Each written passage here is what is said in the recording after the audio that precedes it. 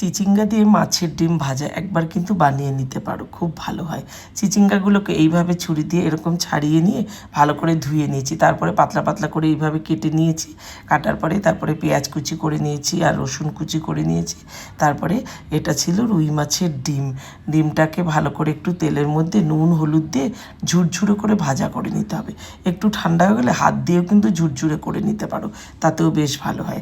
ডিমটা ভাজা হয়ে গেল, তারপরে নামিয়ে নিলাম। কড়াইতে আবারও সর্ষের তেল দিয়ে কালো জিরে কাঁচা লঙ্কা ফোড়ন দিয়ে রসুন কুচি পেঁয়াজ কুচি সব কিছু দিয়ে একটু ভাজা ভাজা হয়ে যাওয়ার পরে তারপরে চিচিঙ্গাটাকে দিয়ে দেবো। একটু বারবার ঢাকনা চাপা দিয়েই কিন্তু রান্নাটা করতে হবে। নুন হলুদ স্বাদ মতন দিয়ে দিলাম, তারপরে দিয়ে দিলাম চিচিঙ্গাটা।